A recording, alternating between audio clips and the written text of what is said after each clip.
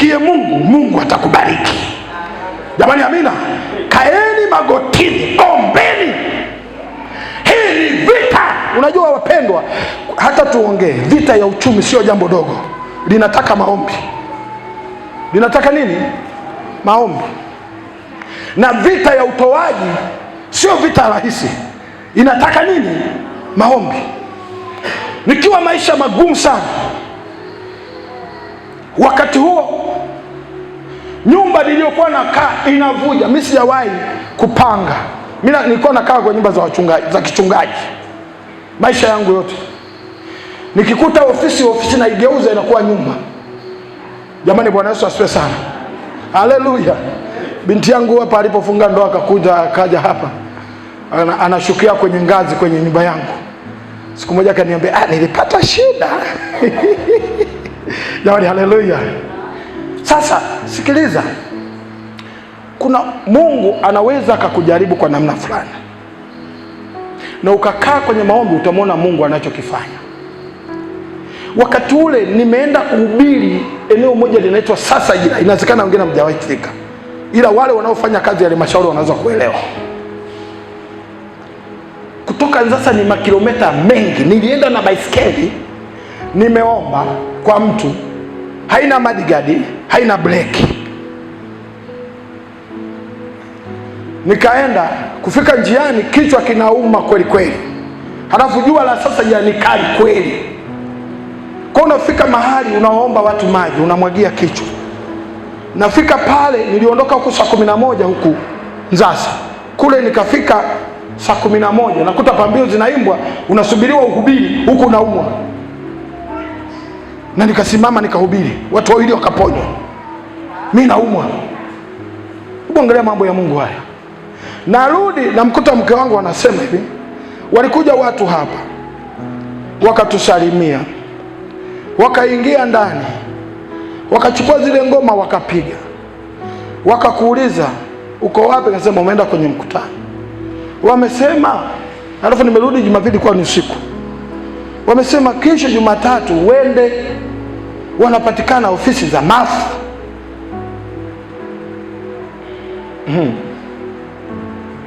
Unajua Jumatatu mgongo unauma, mahubiri, safari ndefu, sikwenda, nilikuwa nimelala tu. Jumanne nikaondoka, nikaenda. Fika nikakuta wamesharuka na ndege. Hawapo. Sema huyu ndo Wanzasa bia yeye. Jina nikataja. Pia naenda ofisi fulani. Kaenda kwenye ile ofisi, nikamkuta dada mmoja Muingereza. Kaambia wewe ndo fulani? Bia ndio. Sema kulikuwa na marafiki walikutaka jana, walifika kanisani kwako, siwajui na mimi siwajui, na wenyewe wanijui, wameacha sadaka yako. Nilizania labda 5,000, maana wakati ule posho yangu umepokea shilingi 4,000, kubwa sana. Wakaniambia nikamwambia shilingi ngapi? Pia wameacha 400,000. Nikakuta miguu yote kama inashuka. Sijai kama 400,000. Lazima uwe wa kweli. Nikamwambia sasa bado naenda mjini, nitazipitia. Nisipozipitia kesho nitakuja kuzichukua, maana nina mambo mjini. Nikaenda mjini, nikazunguka, nikawaza nizipitie zile. Niambia ngoja nirudi. Nikarudi. Nikamwita mke wangu, nimepata hela. Pata nini? Hela ngapi? 400,000. Yeye mwenyewe alishtuka. Sasa tunazifanyia nini? Akaniambia wewe, watoto hawa tunawekaga kwenye, tunakunja godoro tunaweka kwenye uvungu wa meza. Hili kanisa unaliona hii nani unaona jenga kwanza hili kanisa. Ukijenga utapata kitu cha kufanya. Kwa hiyo sasa sijui unajengaje. Kabla nimwita mzee wa kanisa, jamani nimepata sadaka, nahitaji jenga. Unajua hata kwenye baadhi ya wazee kuna wengine sio waaminifu. Nilipomwambia ile sadaka, wakaenda kumwambia kakaangu. Mimi naisha maisha ya fukara kabisa. Tumejenga kanisa, tumemaliza. Kumbe mwingine karoka na mdunda tu. Tukajenga nyumba ya uchungaji, ikaisha.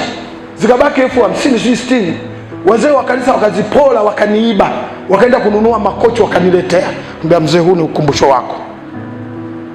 Wakasema kwanza tunakujua wewe, unaweza kaachia vyote hapa. Sasa haya makochi yachome moto.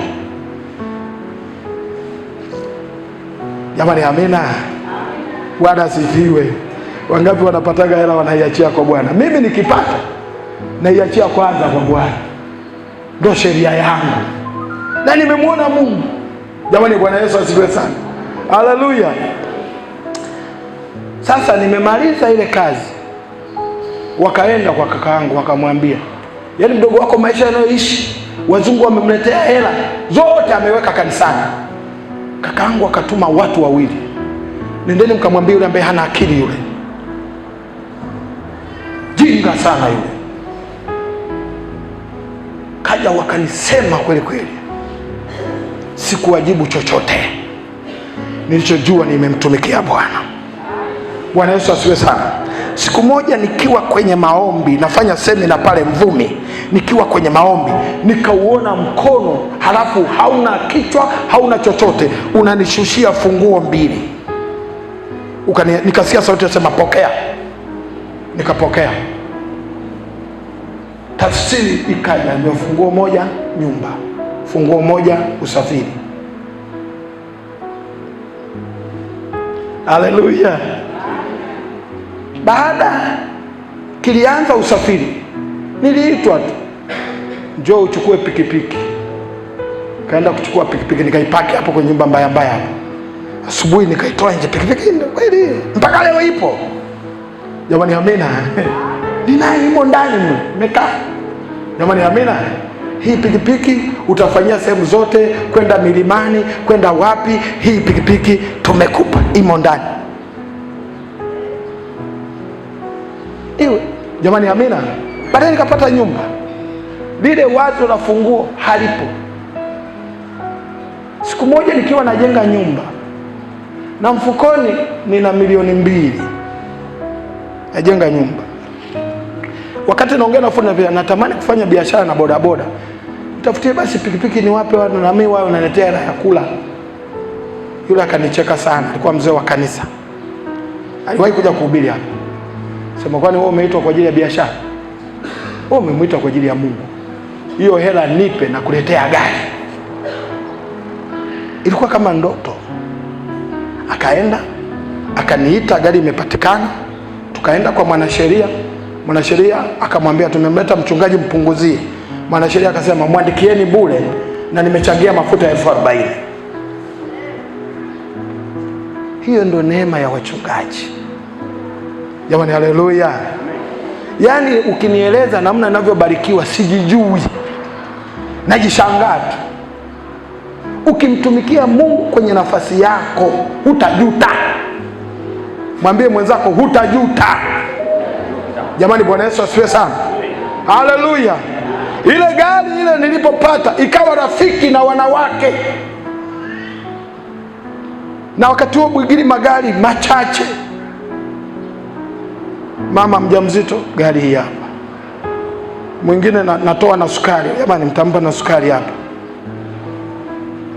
Namfikisha pale na mwangalia mazingira, ambia jamani, hii 1,000 ya sukari, akitoka hapa mtanunua sukari. Unajua kilichotokea? Moyo uliwaingia wanawake wa kumnunulia mchungaji gari. Laha. Bwana Yesu asifiwe sana. Achana katika ulimwengu wa roho. Vita katika ulimwengu wa roho inakwenda kwa maombi ya ajabu sana.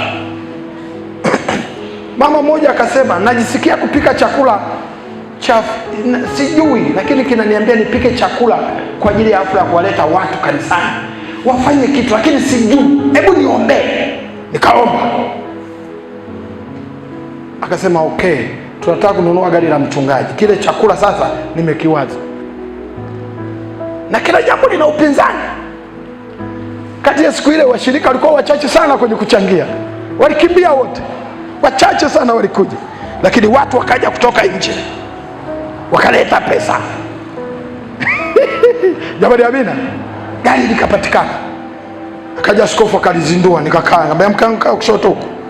Na gari nazo unakaa kushoto, alafu mwanamume anakaa. Jamani, amina. Tukaendesha gari. Ya gari limeenda, lika rafiki, limezai hapa. Jamani, haleluya. Maombi, kukaa na Mungu. Kwenye ulimwengu wa roho kuna vitu vya kukukatisha tamaa.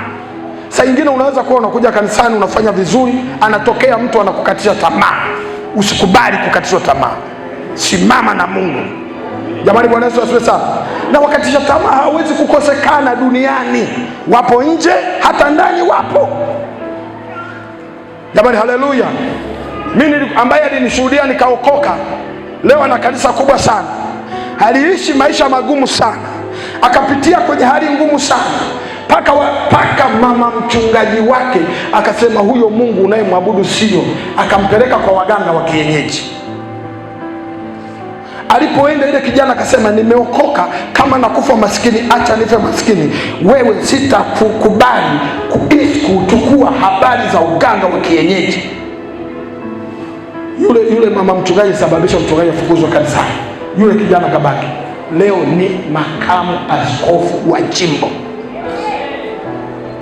Mtu anapopita kwenye wakati usifikiri ndo wamefika mwisho. Hapana, bado safari yake imo, wala usimdharau. Haleluya. Maombi. Jamani, Bwana Yesu asiwe sana. Kwa kuwa muda umeenda, naomba nimalizie. Maombi yanaleta ushindi. Sema amina. Bwana Yesu asifiwe sana. Sasa naomba usome kwa haraka. Ili ufanikiwe, lazima maombi yako yawe na nguvu.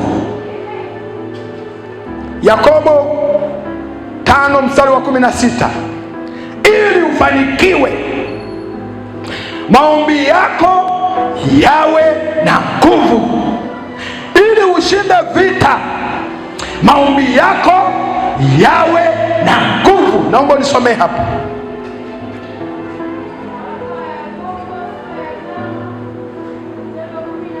Ndio.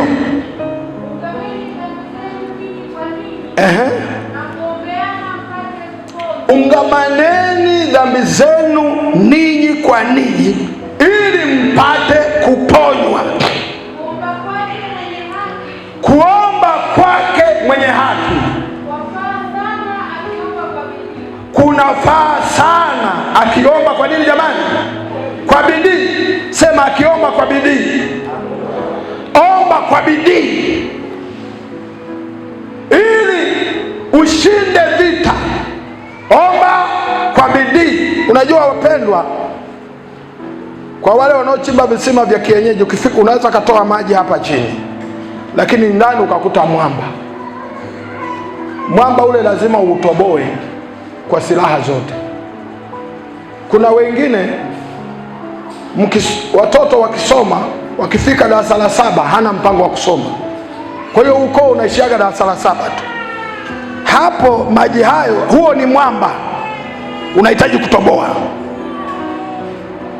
Kuna wengine watoto wenu wanaishia form 4, hawatoboi kwenda juu, huo ni mwamba na hautoboreki kiovyo. Toboa kwa maombi.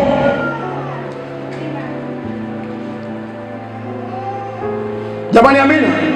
Kuna wengine wanasomesha watoto, wanamaliza vyuo, hawapati ajira, huo ni mwamba. Toboa. Sijui mnanielewa watu wa Mungu.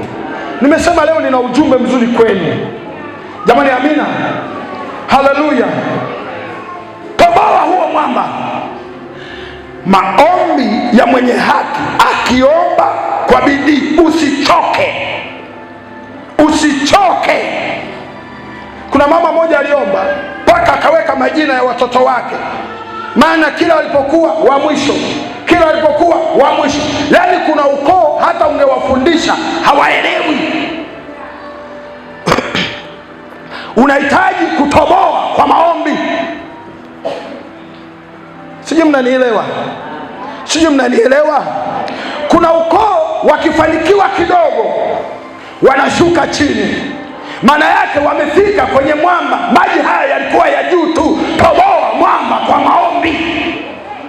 Jamani, Bwana Yesu asifiwe sana. Usibweteke na maji ya juu, ndani kuna maji. Haleluya. Jina la Bwana libarikiwe. Jamani, Bwana asifiwe. Toboa kwa maombi. Toboa mwamba kwa maombi.